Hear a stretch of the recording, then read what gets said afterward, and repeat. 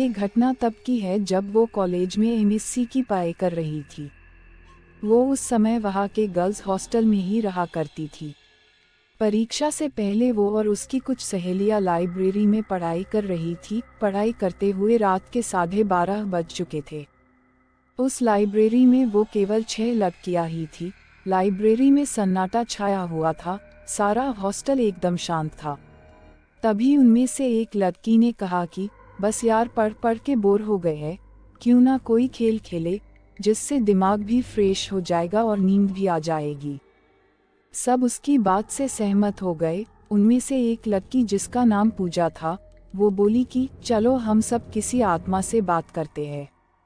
ये सब कहकर वो अपने कमरे में गई और वह बोर्ड लेकर आई जिस पर A to Z तक अल्फ़ाबेट, 0 से 9 तक नंबर और किनारों पर यस और नो लिखा था।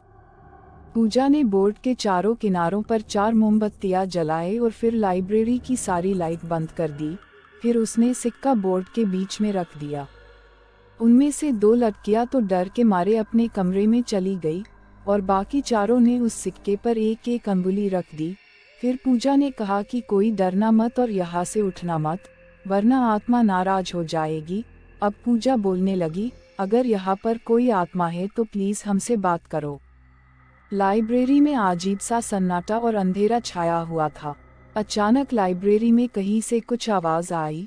उन्होंने सोचा शायद कोई किताब गिरी होगी। उसी समय सिक्का हिला और जसमीत दीदी ने पूछा, क्या यहाँ पर कोई आत्मा है? तभी छत पर लगा बंद पंखा जोर से हिलने लगा। सभी लड़कियां डर गई, लेकिन पूजा ने कहा कि कोई भी लड़की अकेली मत भागना, ऐसा करने से आत्मा उसे नुकसान पहुंचा सकती है। उसके बाद पूजा ने ऊपर देखते हुए कहा कि अगर कोई आत्मा यहाँ है तो हमसे बात करे। कुछ देर तक सन्नाटा रहा और अचानक सारी मोमबत्तियां बुझ गई और लाइब्रेरी से कदमों की ठक ठक की आवाज़ आने लगी। सभी लड़कियां डर के मारे भाग गई, लेकिन जसमीत दीदी पीछे रह गई और उनसे दरवाज़ा नहीं खुल रहा था। अचानक उन्हें लगा कि कोई उन्हें पीछे की तरफ खींच रहा है।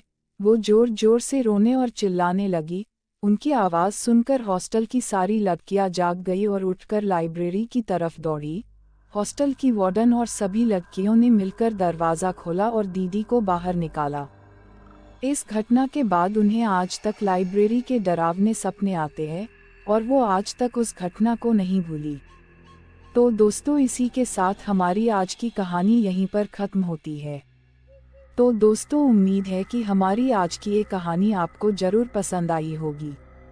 इस कहानी का अगला भाग देखने के लिए अपनी राय कमेंट बॉक्स में ज़रूर दें और इस कहानी का अगला भाग ज़रूर देखें, जो कि बहुत ही जल्द हम आपके लिए लेकर आएंगे।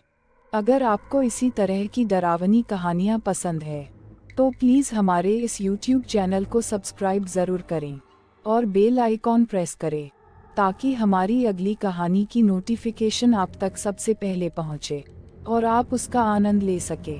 तो दोस्तों, फिर मिलते हैं अगली कहानी के साथ। तब तक हमारी चैनल पर प्रसारित की गई सभी भूतिया कहानियों का आनंद ज़रूर लें और इस मिडनाइट जर्नी में हमारे साथ बने रहने के लिए चैनल को सब्सक्राइब ज़रूर करें। धन्यवाद।